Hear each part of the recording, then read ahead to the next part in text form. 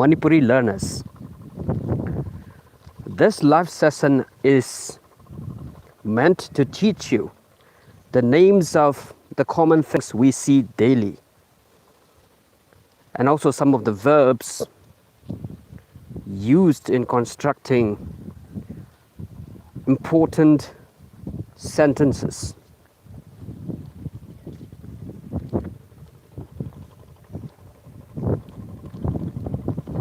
So, ꯑꯩꯈꯣꯏꯅ ꯂꯝꯕꯤꯗ ꯆꯠꯂꯤꯀꯣ ꯂꯝꯕꯤ ꯍꯥꯏꯕꯁꯤ ꯏꯪꯂꯤꯁꯇ ꯀꯔꯤ ꯍꯥꯏꯒꯅꯤ ꯂꯝꯕꯤ means way is in Manipuri way means lambi Lambi lambi.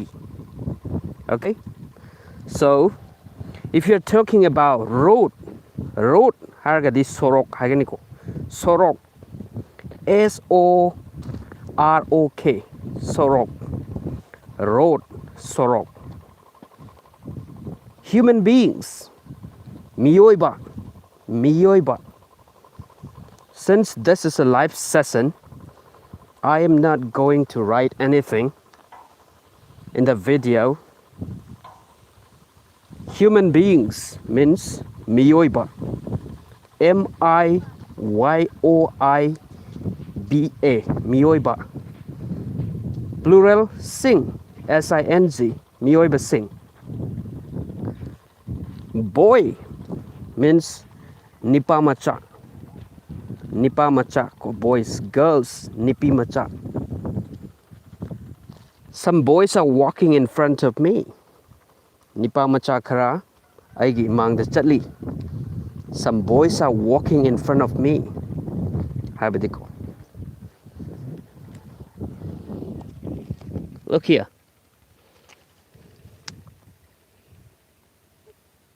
Stone. Nung hai ko nung. In Manipuri, this is nung. N-U-N-Z, nung. Stone. And the smaller ones are called pebbles. Nung macha do. Pebbles. Nung macha. Pebbles. Mud. M-U-D mud. Laibak se mud hai ko. Laibak. L-E-I B-A-K laibak mud.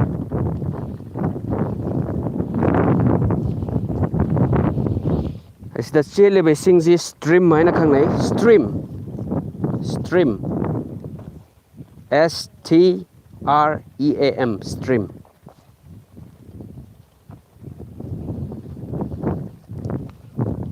Singbudi sienda bani na masi canal ni nala ko lokho stream.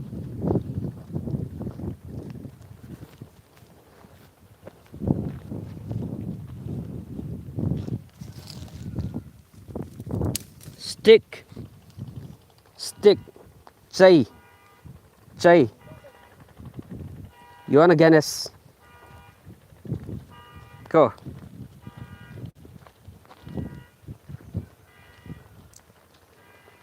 This is called stick. Chay. C-H-E-I. Chay. Stick.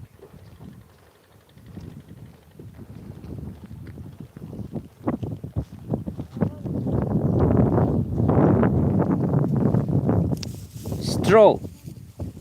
Hay. Straw. Charu. C-H-A-R-U. Charu. Straw or hay.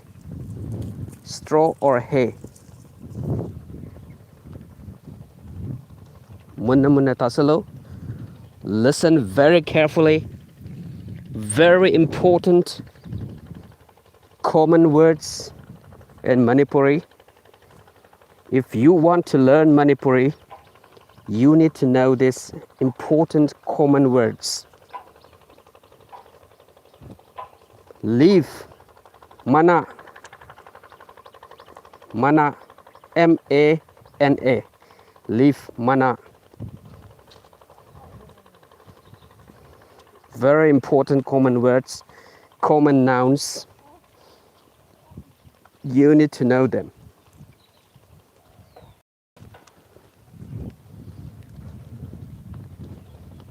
We're walking right now.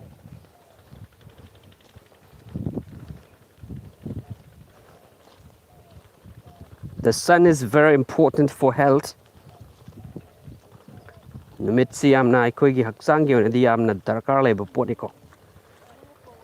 Aduna, we're walking in the sun.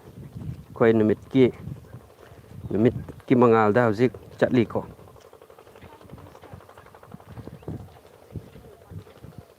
We're walking slowly. Hadi tapna, slowly.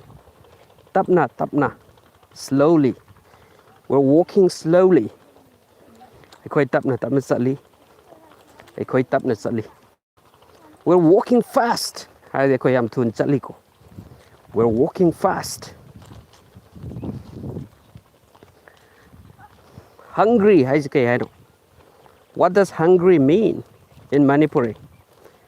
Lamba ko hungry. We're hungry now. We are thirsty.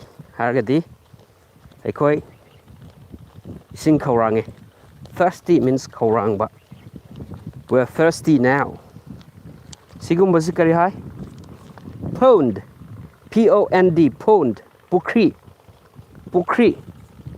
Pond. That's a big pond. Masiyam na chawa pukri ni. That's a big pond.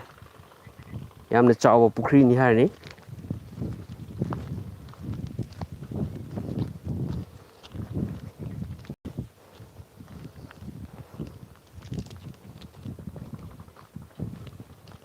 Adam tasalo. Listen carefully. It's important if you want to learn English or Manipuri. English natraga Manipuri tamninga gadi sigumba common noiba language ya maruego. Common noiba words, nouns kumba oiro, natraga verb oiro. They're important. Tapna herak tawn English saibsi kudak ta chow bu mayam hekta khang ba nate ko. Tapna masa dagi sum tam herak tawni. Aduna sigumba masa gi common noibo objecting things si haibda maru oi khalla kaina tawba life ni noi kidamakta sigumba se koina fence sai ko fence sangbanje fence haiba fence tree upambi tree means upambi U-P-A-M-B-I upambi. This is a tall tree. Masi yamna wangba upambi ni. This is a tall tree. Hadiko. Napi is the kari hai. What does napi mean in English? Grass. Napi. N-A-P-I. Napi. Grass. Green grass. Asang banapi. Green grass. Water.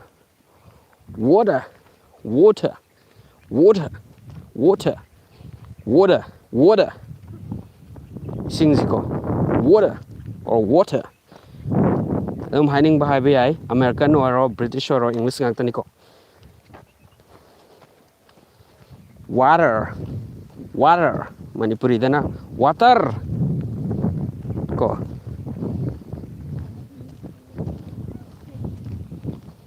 Murky water. Amot pa lainang suba sing murky water. Water.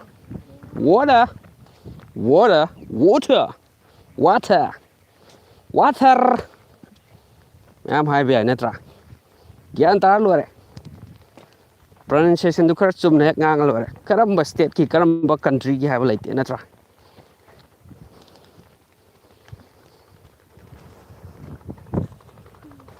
Sigumba yum macha hut haiko. Yum macha. Kangpok sang. Hut. HUT hut.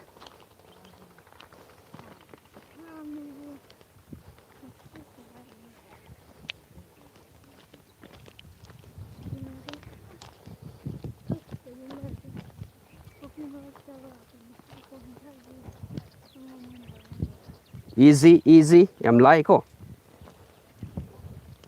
Akai banung si kari ko eh. Broken stones. Akai banung ko. Broken stones.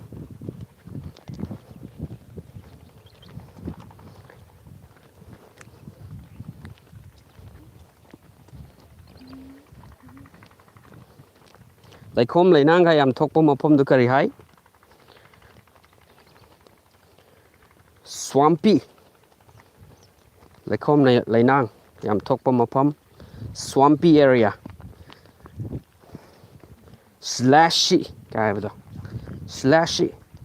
Gari ka thau bada. Lai khom lai nang pat sai khat pa. Ising lambi mi hai da. Slashy. Hai ne. Aduga. Inin yam thok pa. Lai khom yam lai ba mapom. Swampy areas.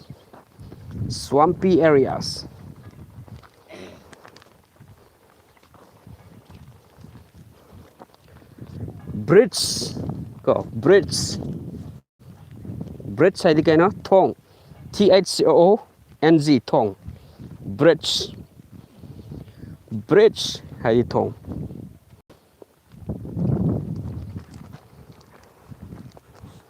Sigumba. Uzi kari hai. Wood.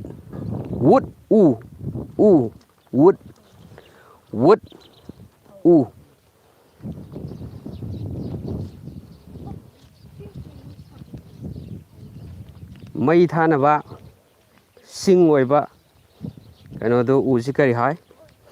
Firewood.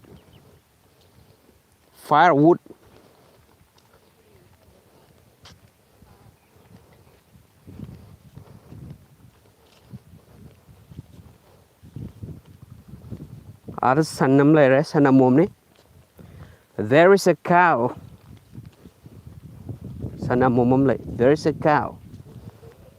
A cow is a faithful animal. Kana tamdro nga ngorita. A cow is a useful animal. Natra faithful di hai natra useful hai risiko. Yam na kana ba sani hai bzi. San hai bzi. Yam kana ba sani. A cow is a useful animal. I know.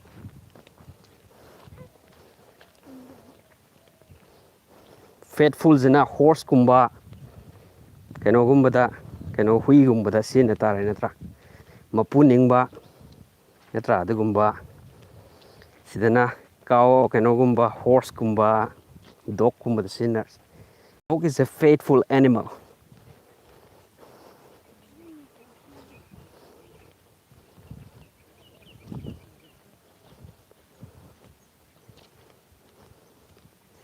Yengu hangning ba hango ai na theng na ba common noi ba pot chai maming ai adum harke natraga sentence kamaina form tawgani adui matang da natra adui ai adum harke noi na hangning biza dum hang pai ko. You are most welcome to ask me any question you want. You are most welcome to ask me any question you want. Nang hangning ba any question hang payai hai ni ko welcome tawi nangi question jing tu taram ok jeri hai ni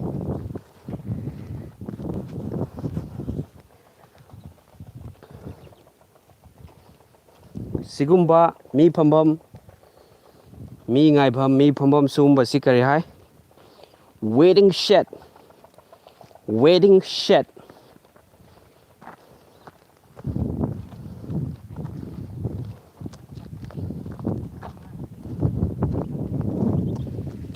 munne yang bukan upul mayam lai ko upul yam cheli hani ngadi kai hani. It is so dusty means masi upul yam cheli. It is so dusty. Uful UFHUL uful ꯎꯐꯨꯜ ꯌꯥꯝ ꯆꯦꯜꯂꯤ ꯍꯥꯏꯔꯗꯤ it is so dusty ꯑꯗꯩ ꯅꯨꯡꯁꯤꯠ ꯈꯔ ꯌꯥꯝꯅ ꯁꯤꯠꯄ ꯂꯩꯗꯅꯀꯣ ꯍꯧꯖꯤꯛꯁꯨ ꯅꯣꯏ ꯅꯨꯡꯁꯤꯠ ꯁꯤꯠꯄꯩ ꯃꯈꯣꯟ ꯑꯗꯨꯝ ꯇꯥꯔꯝꯒꯅꯤꯀꯣ ꯁꯤꯒꯨꯝꯕꯁꯤꯅ ꯀꯩ ꯍꯥꯏꯒꯦ ꯍꯥꯏꯗ it is so windy it is so windy nungsit yam sitli so windy haineba yam laibani macha macha jitagi tamak tawni you have to learn from small words little words are very important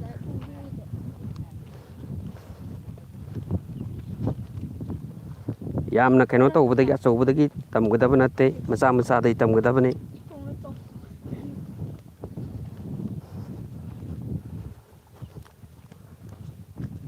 The water looks so clean. Isingji yengbada yamna sengba mali haniko.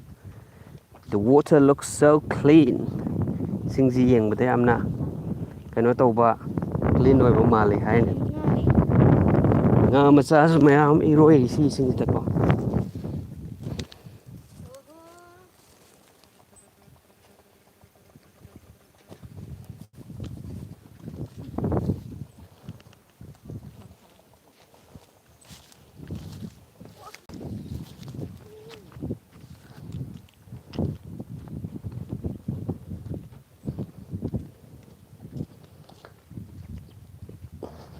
Pat sikari hai. Pat P-A-T pat. Lake L-A-K-E lake.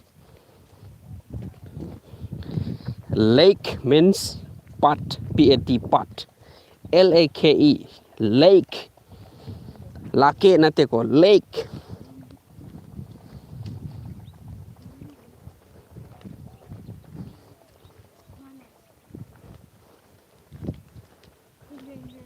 Nungsa yam sabas kari hai.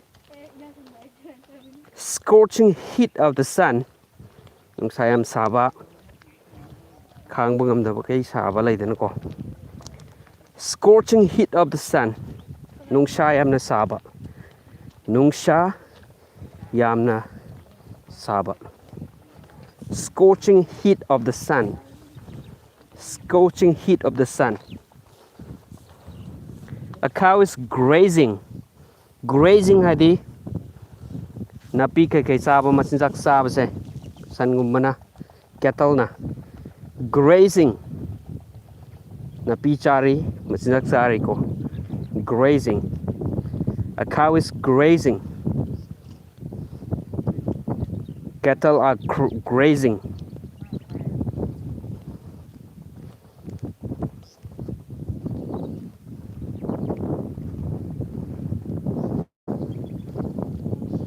wildflowers sumaina mapanda mayamam saliba lai singsi kari kawi wildflowers flower has yai flowers has yai koi gi khwai dena flower natra flower flower flower flower flower flower any style ko dam yai ko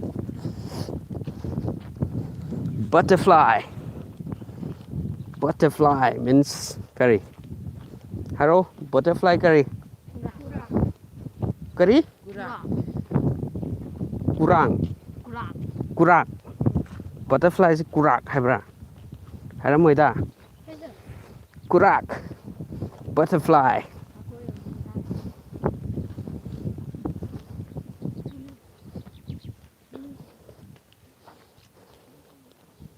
Iron post. Iron post. Haibadi.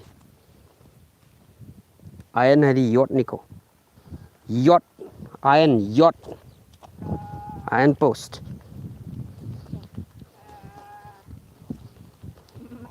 Metal. Dhatu. Haina kum tawi ko. Metal. Sigumba san machaji kari kawi. Calf. Sanao, sanao, sanao, calf, C-A-L-F, calf, sanao.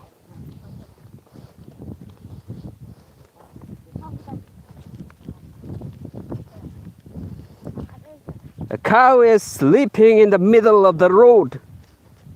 Sanama Sorok mayayda tummi. A cow is sleeping in the middle of the road. A cow is sleeping in the middle of the road. Sanama sorok mayayda tummi. A cow is sleeping in the middle of the road. Road ID sorok. Sleeping ID tumba natra. Present continuous tense. A cow is sleeping in the middle of the road. Present continuous tense. Subject plus is or am or are plus first form of the verb plus ing. That is the formula of present continuous tense. A cow is sleeping in the middle of the road.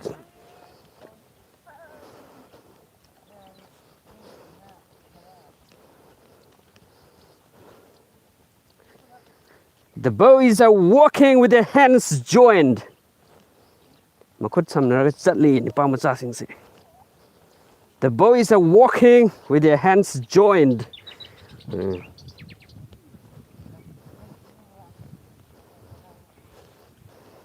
Holding each other's hands.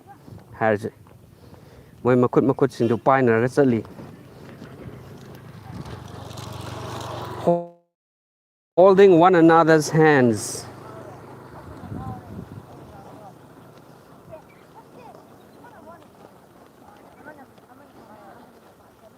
What am I doing here? Ai sida kaidorino. What am I doing here? Ai sida kaidorino. What am I doing here? I'm walking. Ai chatlini, walking chatlini. I'm walking.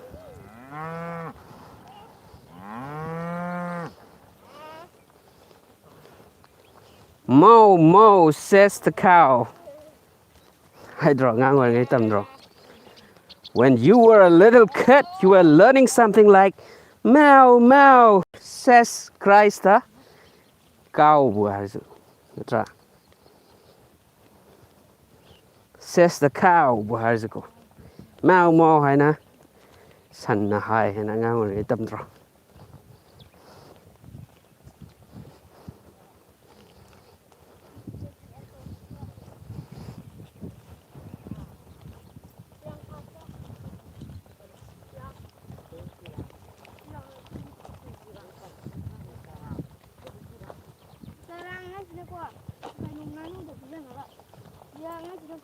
Bye.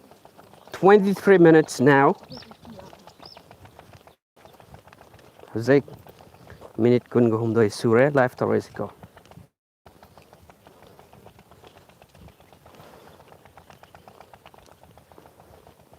23 minutes has passed since we started our live session. 23 minutes at kre kwena live session horok paday. 23 minutes has passed since we started our live session. It is a very important live session. See, I'm Maru of a live session because in this session I am teaching learners, or I'm teaching you learners, the names of common things that we see daily. Kwena nungtigi uba common oiba haitare. Nungtigi uba nungtigi thengna ba adugumba potchai gi maming hairi. Teaching you how to construct simple sentences that we use daily. Kwena nungtigi sizinaba simple sentences mamamzu kamai toraga semgani habdu aina tai. I am also teaching you how to construct simple sentences that we use daily.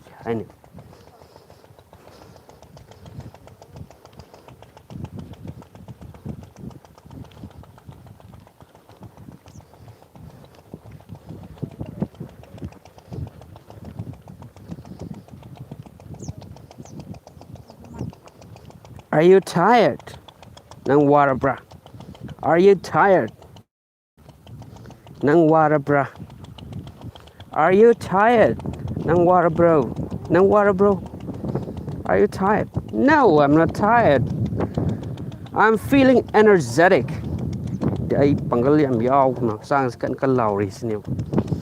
I'm feeling energetic. I'm feeling energetic. I feel energetic.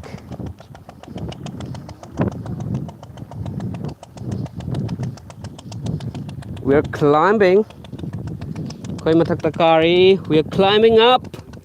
We are climbing up. Khoi mathak takari. We are climbing up. We are climbing up. Khoi mathak takari. We have reached the top. Khoi maton yore. Maton zikari hai. Top. Khoi maton. Climax. Zenith. Zenith. Zenith. Maton. Khoi maton. The zenith. The climax.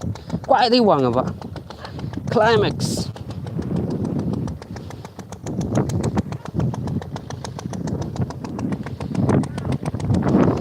These cabbages are not healthy.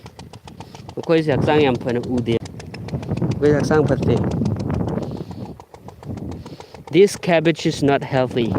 It's not looking healthy. Doesn't look healthy. Doesn't look healthy.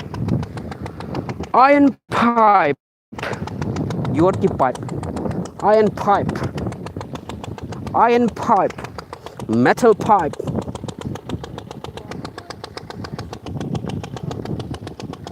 Water pump. Water pump. Singi pump the water pump. Singi pump.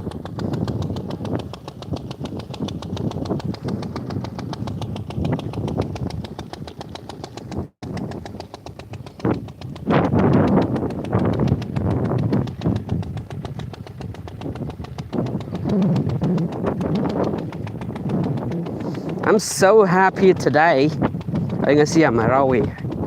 I'm so happy today. I'm so happy today. Today. Today. Today. Today. You came today. You came today. You came today. Today. How's it having go? I'm so happy today. Today. Today. Today. Today. Today. Today. Today. Today. Why are you so happy? Why are you so happy? Happy.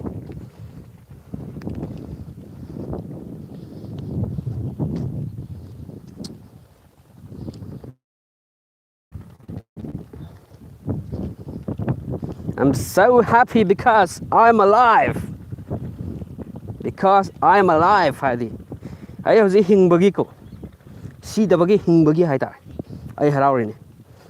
I'm so happy because I am alive. I'm so happy now because I am alive.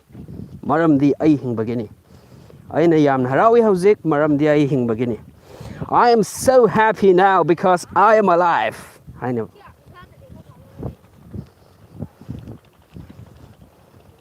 What do you think about life? What do you think about life? What is your opinion about life? What is your opinion about life? What is your opinion about life? In my opinion, life is so beautiful. In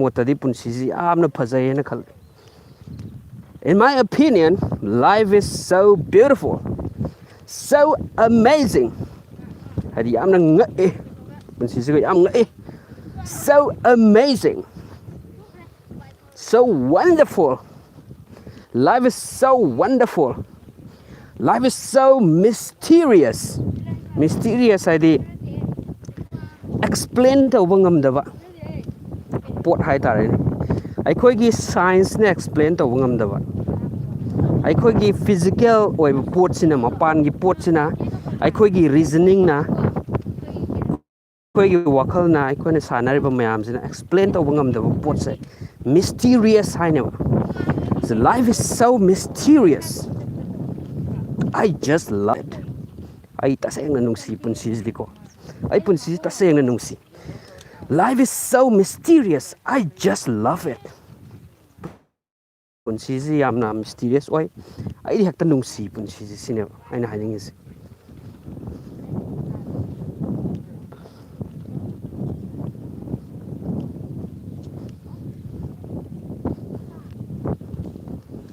ꯃꯨꯟꯅ ꯇꯥꯎꯀꯣ, percent ꯑꯣꯏꯕ ꯃꯤꯗꯤ ꯇꯝꯒꯅꯤ. ꯃꯤ ꯑꯃꯠꯇ ꯌꯦꯡꯉꯁꯨ ꯑꯅꯤꯗ ꯌꯦꯡꯉꯁꯨ percent ꯑꯣꯏꯔꯕ ꯈꯥꯡꯕ ꯀꯟꯕ ꯃꯤ ꯍꯥꯏꯁꯦ ꯈꯤꯇꯪ ꯖꯁ ꯌꯥꯝꯅ ꯀꯩꯅꯣ ꯇꯧꯕ ꯁꯤꯝꯄꯜ ꯑꯣꯏꯕ ꯋꯥꯍꯩ ꯑꯃ ꯑꯩ ꯈꯪꯉꯝꯗꯕ ꯌꯥꯏꯑꯕ. ꯑꯗꯨ ꯃꯌꯥꯝꯗꯨꯁꯨ ꯑꯩ ꯇꯝꯕꯅꯤ ꯍꯥꯏꯔꯒ ꯁꯦꯀ꯭ꯔꯤꯐꯥꯏꯁ ꯇꯧꯕ ꯇꯥꯔꯦ ꯑꯩꯒꯤ ꯃꯇꯝꯁꯤꯀꯣ. ꯑꯩꯁꯨ ꯅꯣꯏꯒꯤꯗꯃꯛꯇ ꯁꯦꯀ꯭ꯔꯤꯐꯥꯏꯁ ꯇꯧꯔꯒ ꯇꯝꯅꯅ ꯋꯥꯛꯀꯤꯡ ꯆꯠꯄꯁꯤꯁꯨ ꯍꯦꯜꯊꯤ ꯑꯣꯏ, ꯍꯛꯆꯥꯡꯗꯁꯨ ꯐꯩ. ꯅꯨꯡꯁꯥꯒꯤ ꯃꯉꯥꯜꯁꯤꯁꯨ ꯌꯥꯝꯅ ꯐꯩ. ꯅꯨꯡꯁꯥꯁꯤ ꯑꯦꯅꯔꯖꯤꯅꯤ, ꯁꯟꯂꯥꯏꯠꯁꯤ ꯅꯠꯇ꯭ꯔꯥ? ꯑꯗꯨꯅ ꯑꯩꯈꯣꯏꯒꯤ ꯍꯛꯆꯥꯡꯗ ꯚꯥꯏꯇꯥꯃꯤꯟ D ꯃꯦꯅꯨꯐꯦꯛꯆꯔ ꯇꯧꯗꯣꯏꯅꯤ ꯑꯩꯈꯣꯏ ꯁ꯭ꯀꯤꯟꯁꯤꯅꯀꯣ. ꯑꯗꯨꯅ ꯅꯨꯡꯁꯥꯒꯤ ꯃꯉꯥꯜ ꯆꯠꯄꯁꯤ ꯌꯥꯝ ꯀꯥꯟꯅꯩꯕ. ꯍꯧꯖꯤꯛꯇꯤ ꯕꯦꯁ ꯇꯥꯏꯝ ꯑꯣꯐ ꯗ ꯗꯦ ꯑꯣꯏꯔꯝꯗꯕ ꯌꯥꯏꯀꯣ. ꯈ꯭ꯋꯥꯏꯗꯒꯤ ꯐꯕ ꯃꯇꯝ, ꯅꯨꯃꯤꯠꯁꯤꯒꯤ ꯈ꯭ꯋꯥꯏꯗꯒꯤ ꯐꯕ ꯃꯇꯝꯁꯤ. It may not be the best time of the day to walk in the sun because nungsa mangal chatpasisu magi ultraviolet rays kind ultraviolet radiation haina cancer bo cause tawba ya pot mayam laiko khoi gi skin da suan ba yaba adubu benefit khara di phangani ai mai upsili mask happy kokta to be happy aduna atai hakchang area sokning ba soksin no problem. Skin na khoi beauty determine tawba nati. We are not our skin. Beauty is skin depth. Haibadi fazaba haisidi unsa khaktani. Unsa na luriba changdu khaktani fazaba haisi. Beauty is skin depth haidadani. Beauty is skin deep haiba arthat aduneba. Your beauty is not defined by your physical appearance. Nangi fazabadu nangi mapan thongi saktamdu na takpa natib. Your beauty is not defined by your physical appearance. But your beauty is defined by your heart. Nangi fazabadudi nangi thamoiduna takadabani. Nangi thamoiduna haigadabani. Your beauty is defined by your heart, not by your physical appearance. Nangi mapan thongi saktamduna nate. Therefore, beauty is skin deep. Adun maramoiduna fazaba haibsidi skin deep. Khoi unsana lubai changdu khaktani. Haibani. Magi artha. Yamna maru of a life lesson. Very important life lesson. Yamna maru of a life lesson. Therefore, do not look at the appearance of others and tell them they are beautiful. Aduna migi mapan thongi saktam du kaktang yengaga fazai haina haigano. Look at the content of their heart. Makhoigi thamoi nungdo aduda yawri du karino yeng. Look at the content of their heart. Are they loving? Makhoi nungsibra nungsiba. Do they have love in their heart? Makhoi thamoi nungda nungsiba laibra. Are they kind? Makhoi thaujal haibra. Are they honest? Makhoi kano tawbra. Pukchal sengbra. Are they hardworking? Makhoi thabuk suba phajana thabuk su mira matan tan ba mira. Haibana chingbo mayam say they are the content of one's heart. Thamoi nungi magi manungda yawribdo adun. So that defines the beauty of an individual. Aduna mioi bamgi phajabasi tain. And that is a very important life lesson. Mado punsigi oiba yamna maru oiba paramni. Koina khangadaba.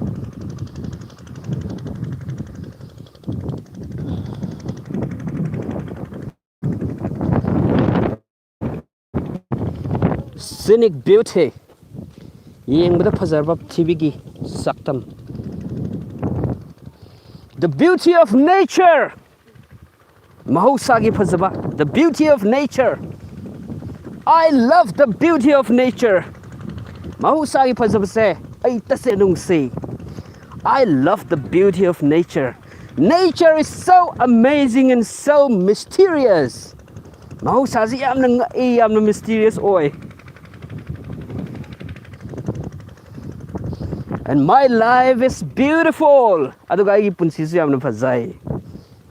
Wow, what a life. Amazing.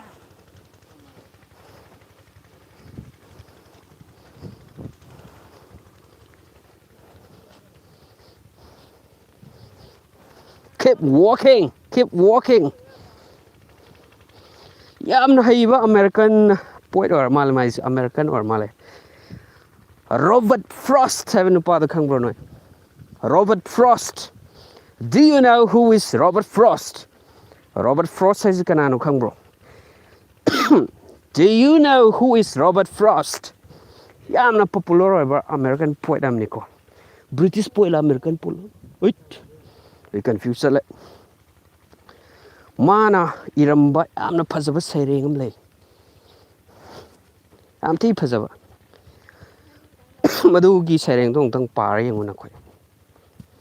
Magi saireng dui maming kari. What is the name of that poem? Du saireng dui maming. The woods are lovely, dark and deep. Haiva saireng am lai niko.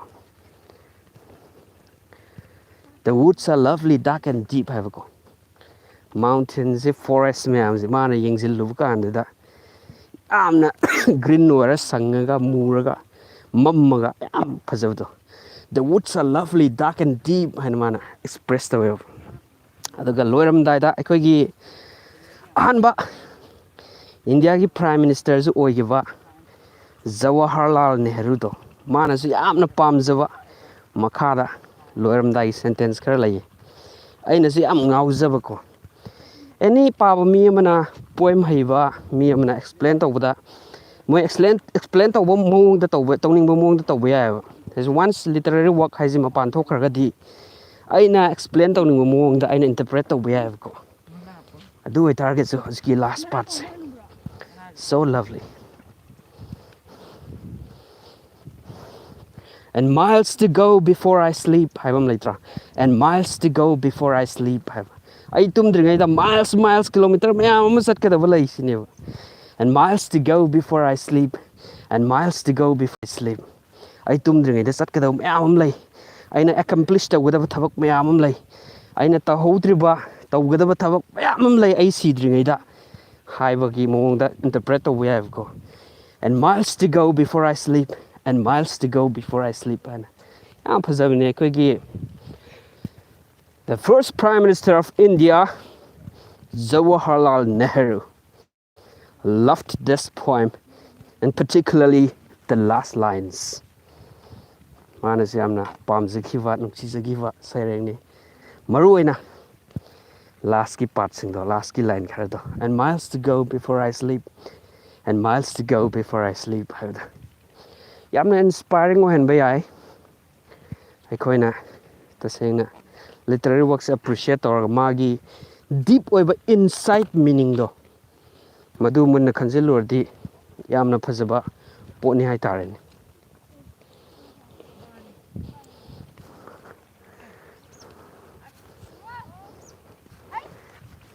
Nga thada baine nga le do lao.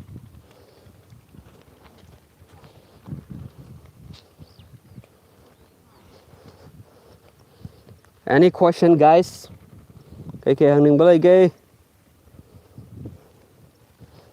Everyone is silent.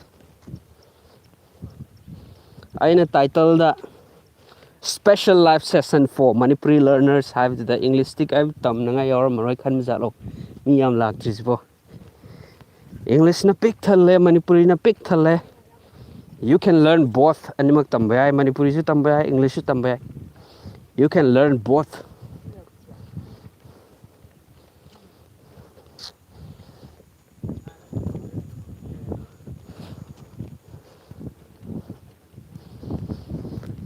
So thank you so much, guys.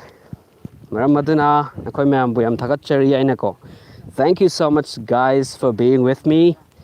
I got a live session manung sita lai minabagi damakta thagat cheri. Natra. ꯑꯩꯁꯨ ꯋꯥꯛꯀꯤꯡꯒꯤ ꯂꯥꯛꯄꯅꯤꯅ ꯁꯨꯝ life ꯇꯧꯔꯒꯗꯤ ꯑꯩ ꯌꯥꯝ ꯊꯨꯅ ꯆꯠꯄ ꯌꯥꯗ꯭ꯔꯦꯕ ꯑꯗꯨꯅ ꯅꯨꯡꯁꯥ ꯃꯔꯛꯁꯤꯗ ꯋꯥꯛꯀꯤꯡꯁꯦ ꯑꯃꯨꯛꯇꯪ ꯐꯖꯅ ꯆꯠꯂꯒ ꯐꯖꯅ ꯍꯨꯃꯥꯡꯁꯦ ꯇꯥꯍꯜꯂꯒ ꯁꯦꯠ ꯅꯥꯟꯅ ꯏꯔꯨꯖꯊꯣꯛꯎꯒꯦ ꯈꯜꯂ ꯊꯣꯛꯂꯛꯄꯅꯤꯀꯣ ꯑꯗꯨꯒꯤ ꯃꯔꯛꯁꯤꯗ ꯍꯥꯏꯇꯥꯔꯦ ꯑꯩꯅ ꯅꯈꯣꯏꯗꯁꯨ ꯁꯦꯟꯇꯦꯟꯁ 5ꯗ ꯑꯣꯏꯔꯁꯨ 10ꯗ ꯑꯣꯏꯔꯁꯨ ꯋꯥꯍꯩ 5 10ꯗ ꯑꯣꯏꯔꯁꯨ ꯈꯪꯅꯤꯡꯕ ꯃꯤꯗ ꯇꯝꯃꯝꯒꯦꯅ ꯑꯩꯅ ꯂꯥꯏꯐ ꯇꯧꯔꯛꯄꯩ ꯋꯥꯅꯤ so thank you so much for being with me thank you so much for listening to me I am going back right now I'm walking back towards our home so keep learning ꯑꯗꯨꯝ ꯇꯝꯃꯨ ꯅꯤꯡꯍꯟꯅꯕ ꯂꯩꯒꯅꯨ never lose heart ꯊꯃꯣꯏ ꯀꯔꯤ ꯍꯥꯏꯅꯤ ꯄꯨꯛꯅꯤꯡ ꯍꯟꯊꯒꯅꯨ never get discouraged never lose heart ꯍꯥꯏꯁꯦ ꯄꯨꯛꯅꯤꯡ ꯍꯟꯊꯒꯅꯨ ꯍꯥꯏꯅꯤꯀꯣ keep learning one day you'll be successful ꯅꯣꯡꯃꯗꯤ ꯅꯪ ꯁꯣꯏꯗꯅ ꯃꯥꯏ ꯄꯥꯛꯀꯅꯤ ꯅꯣꯡꯃꯗꯤ ꯁꯣꯏꯗꯅ ꯇꯝꯒꯅꯤ ꯍꯥꯏꯇꯥꯔꯦ ꯅꯣꯏꯅ ꯇꯝꯅꯤꯡꯉꯤꯕ ꯄꯥꯝꯃꯤꯕꯗꯣ ꯁꯣꯏꯗꯅ ꯍꯩꯒꯅꯤ ꯅꯣꯡꯃꯗꯤ one day you'll be successful one day you'll be an expert in Manipuri language or English language if you keep working hard if you keep pumping hard ꯂꯦꯞꯇꯅ ꯁꯨꯔꯒꯗꯤ ꯂꯦꯞꯇꯅ ꯍꯣꯠꯅꯔꯒꯗꯤ ꯁꯣꯏꯗꯅ ꯅꯣꯡꯃꯗꯤ ꯃꯥꯏ ꯄꯥꯛꯄ ꯍꯥꯏꯁꯦ ꯃꯁꯥꯅ ꯊꯥꯕꯅꯤ hard work never fails ꯊꯕꯛ kꯟꯅ ꯁꯨꯕ ꯀꯟꯅ ꯍꯣꯠꯅꯕ ꯍꯥꯏꯕꯁꯦ ꯀꯩꯗꯧꯅꯨꯡꯗ ꯃꯥꯏꯊꯤꯕ ꯑꯣꯏꯔꯣꯏ hard work never fails hard work always succeeds ꯊꯕꯛ ꯀꯟꯕ ꯍꯥꯏꯕꯁꯦ ꯀꯟꯅ ꯍꯣꯠꯅꯕ ꯍꯥꯏꯕꯁꯦ ꯅꯣꯡꯃ ꯅꯠꯇ꯭ꯔꯒ ꯅꯣꯡꯃꯗꯤ ꯑꯗꯨꯝ ꯃꯥꯏ ꯄꯥꯛꯀꯅꯦꯕ hard work always succeedsꯍꯥꯏꯁꯦ so keep working hard keep pumping hard we'll see you later in the next video bye bye